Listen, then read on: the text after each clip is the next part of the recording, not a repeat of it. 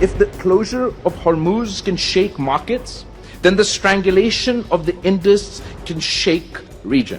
कि अगर ईरान और अमेरिका मेज पे आ सकते हैं तो हिंदुस्तान और पाकिस्तान भी मेज पे आ सकते हैं। पहलगाम की ठीक बात, अब क्रिकेट खेल रहे हैं दुबई में, क्या हाथ नहीं मिलाएंगे? मतलब ये पाखंड है कि नहीं? क्या भारत और पाकिस्तान के रिश्तों की बर्फ फिर पिघल सकती है? क्या संवाद से आतंकवाद रुकेगा या आतंकवाद खत्म होने के बाद ही संवाद संभव है?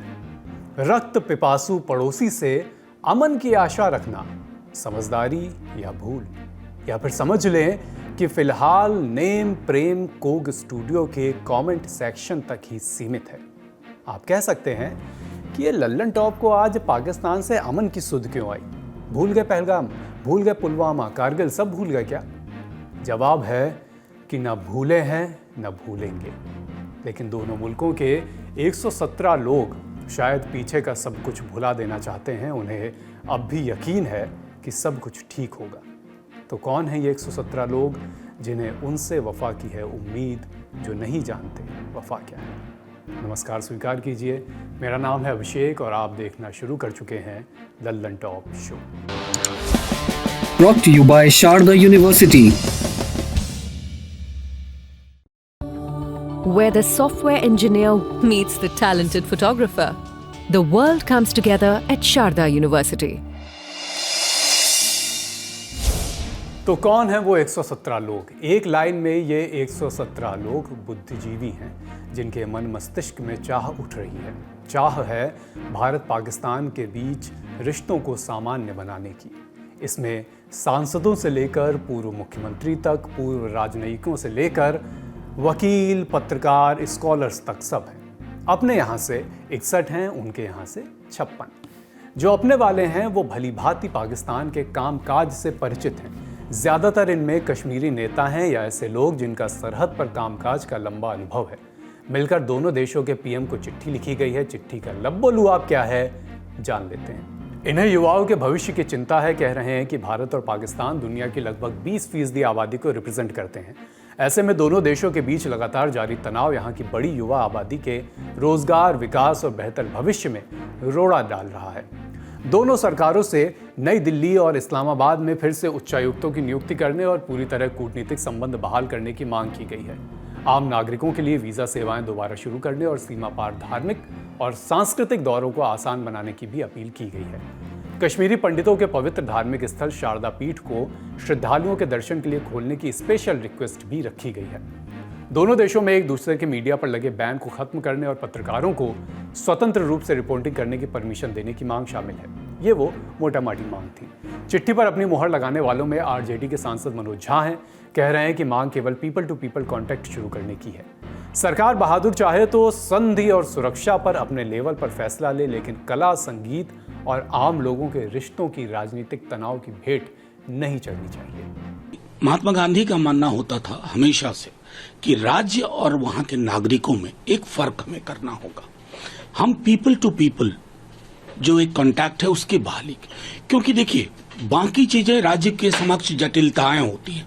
उन जटिलताओं को आप समझिए, जल का मामला है, आतंकवाद का है। हम सब कई ऐसी भी संगतियों को भी देख रहे हैं। पहलगाम की ठीक बात, अब क्रिकेट खेल रहे हैं दुबई में, क्या हाथ नहीं मिलाएंगे? मतलब ये पाखंड है कि नहीं?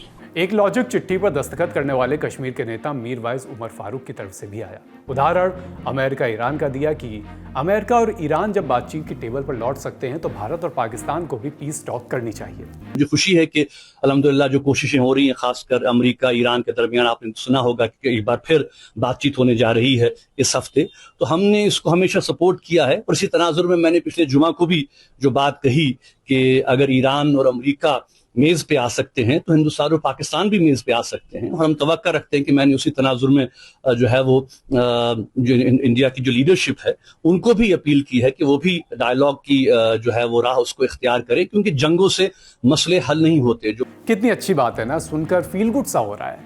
शांति और सौहार्द हम में से ज्यादातर लोग चाहते हैं। हम अमन पसंद लोगों को सरहद पर तनाव अच्छा नहीं लगता, लेकिन बात वही है, हम वफा की उम्मीद कर किससे रहे हैं? ले देकर साल ही तो बीता है पहलगाम और उसके जवाब में ऑपरेशन सिंदूर हुई। बैसरन घाटी में छुट्टियां मना रहे हमारे 26 पर्यटकों की क्या गलती थी? निहत्थे लोगों को मारना किस अमन की दुनिया में मंजूर है? किसकी कारस्तानी थी ये? द रेजिस्टेंस फ्रंट यानी TRF किसका छोटा भाई है ये? लश्कर तैयबा का। लश्कर तैयबा 7 समंदर पार से नहीं चल रहा, उसे वही पड़ोसी पनाह दे रहा है जिससे हम भलाई की वफादारी की उम्मीद कर रहे हैं। हम साहब दूध के जले हैं, मट्ठा भी अब फूक फूक कर पी रहे हैं। 2014 में आई मोदी सरकार ने कोशिशें की थी, याद करिए 2015 का क्रिसमस, नवाज शरीफ को हैप्पी बर्थडे बोलने और उनकी पोती की शादी अटेंड करने प्रधानमंत्री मोदी लाहौर गए थे। दोनों नेताओं की गलवहिया करती सुखद तस्वीरें सबने देखी। उस समय उम्मीद थी कि पुराने गिले शिकवे दूर होंगे, लेकिन उसके बाद हुआ क्या? और डिप्लोमेसी के टर्म्स पर राजनयिकों के बीच मुलाकातें तो होती रही है ना। कई दफ़ा बस सूत्रों के जरिए खबर आई, कई बार मुलाकात की फ़ोटो आई, खुली खबर आई। पीएम मोदी की लाहौर यात्रा से चंद हफ्ते पहले दोनों देशों के NSA और विदेश सचिव बैंकॉक में मिले थे। दोनों देशों के NSA 2017 में क्रिसमस के अगले रोज़ बैंकॉक में भी मिले थे। लेकिन इन मेल मुलाकातों के बाद हुआ क्या?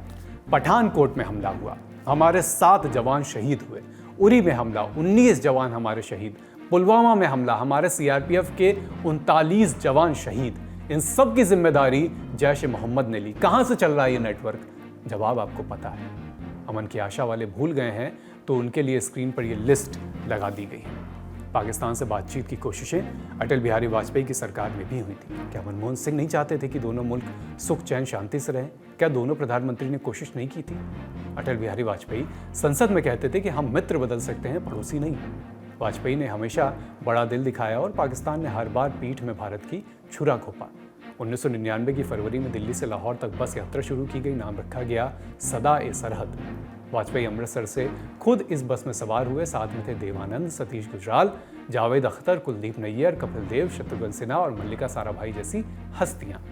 बस लाहौर पहुंची तो पाकिस्तान के प्रधानमंत्री नवाज शरीफ खुद वाजपेयी को रिसीव करने पहुंचे। 21 तारीख को दोनों नेताओं ने लाहौर डिक्लेरेशन पर साइन किया। जश्न का इंतजाम किया गया था, जहां वाजपेयी ने नवाज के सामने अपनी कविता सुनाई, हम जंग ना होने देंगे।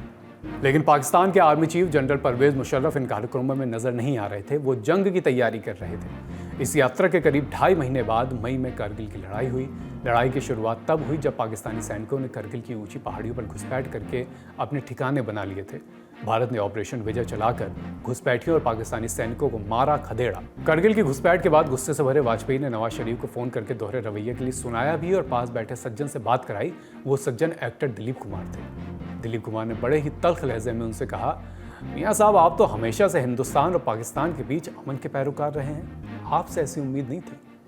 लेकिन पीठ में खंजर के बावजूद वाजपेयी पड़ोसी से रिश्ते सुधारने की कोशिश करते रहे। करगिल की प्लानिंग करने वाले परवेज मुशर्रफ पाकिस्तान के राष्ट्रपति बन चुके थे। वो 2001 में भारत आए। आगरा में 14 से 16 जुलाई तक शिखर सम्मेलन रखा गया। तमाम कोशिशों के बाद भी कोई नतीजा नहीं निकला, बात नहीं बनी। इन कोशिशों के बाद 5 महीने बाद 13 दिसंबर को भारत की संसद पर हमला हुआ। हमले के पीछे पाकिस्तान से ऑपरेट करने वाले जैश ए मोहम्मद का हाथ था। मनमोहन सिंह ने भी कम कोशिशें नहीं की। पूरी कोशिश थी कि अमन शांति बहाल हो। मनमोहन सिंह ने आतंकवाद, कश्मीर, सियाचिन, व्यापार और पानी जैसे मुद्दों पर बातचीत शुरू की। 2005 से 2008 के बीच विदेश मंत्री के स्तर पर तमाम बैठकें हुई। 2005 में श्रीनगर मुजफ्फराबाद बस सेवा को हरी झंडी दिखाना हो या 2006 में अमृतसर लाहौर बस सेवा शुरू करना, क्या ये दोनों मुल्कों के बीच मेल जोल बढ़ाने की कवायद नहीं थी क्या? लेकिन मिला क्या हमें?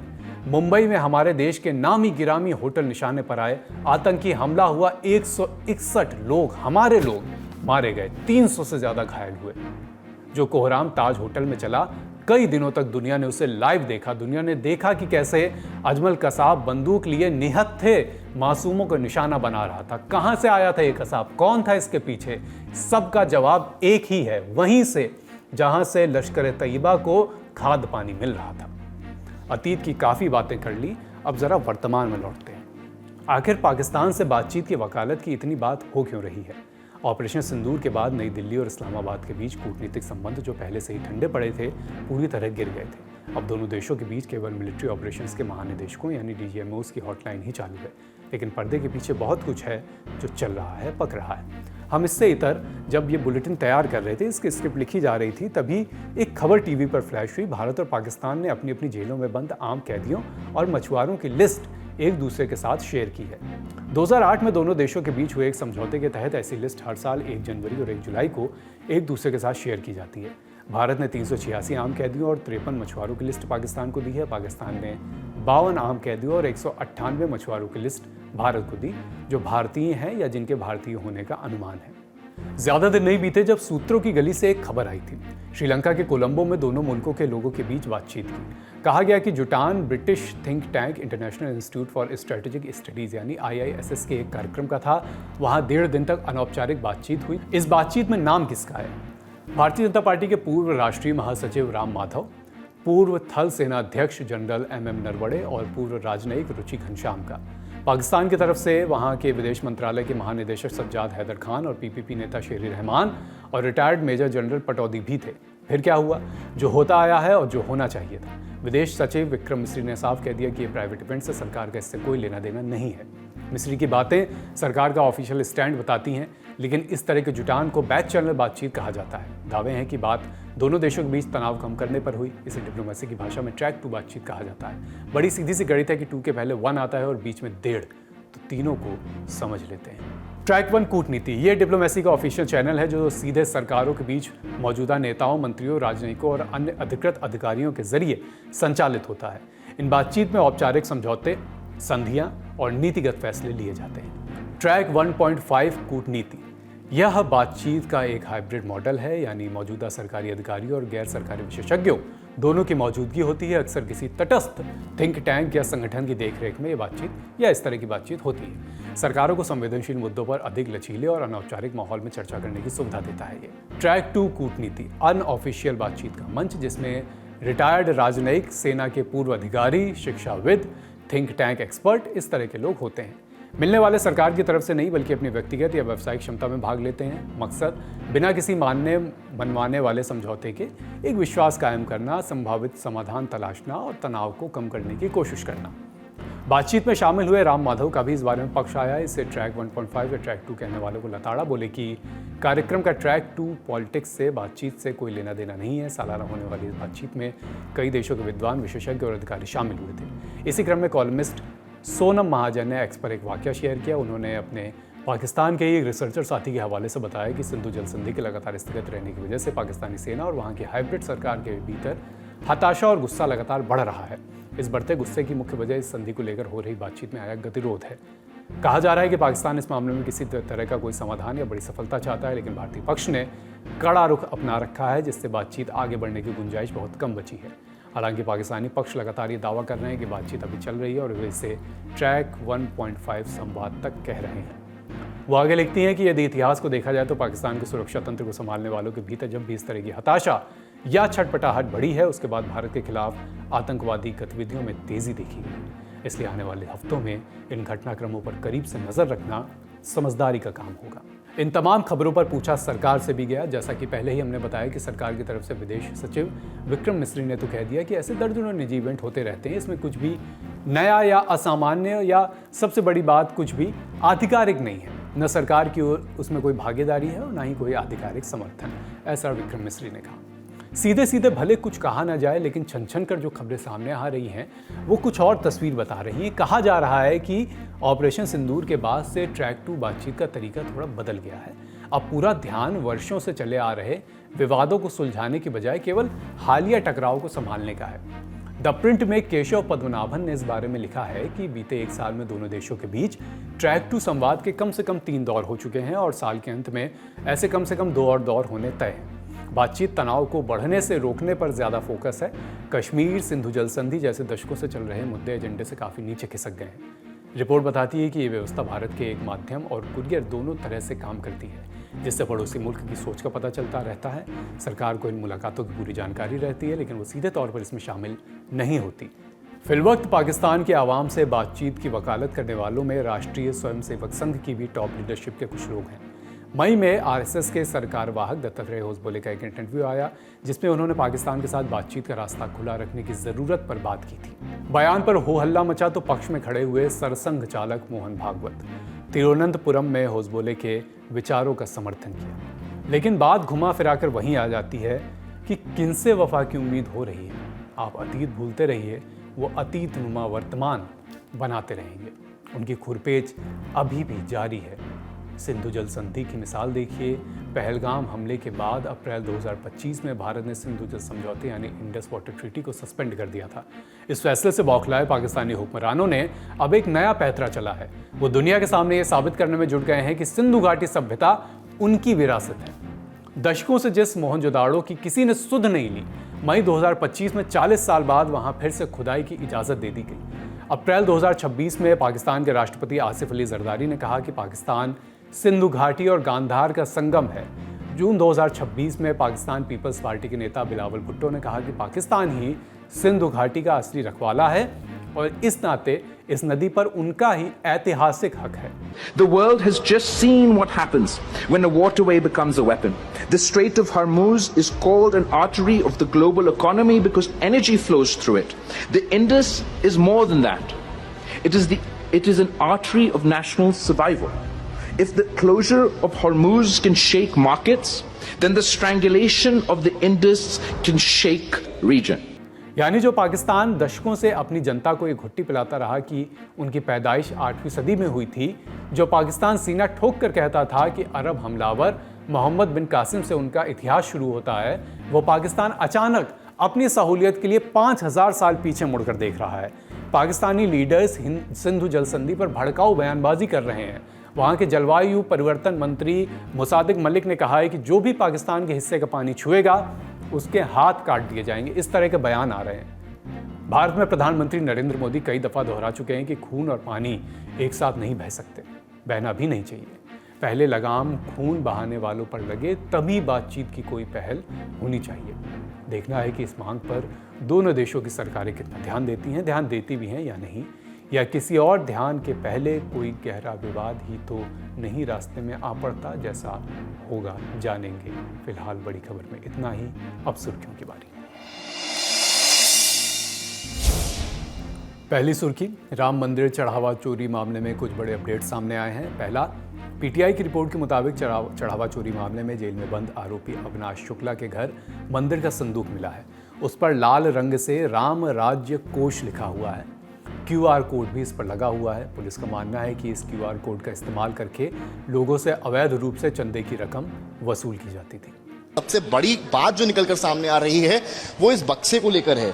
और 5 लाख की रिकवरी कहां से हुई, इस बक्से में क्या है या इस बक्से में क्या था, फिलहाल ये लॉक्ड है।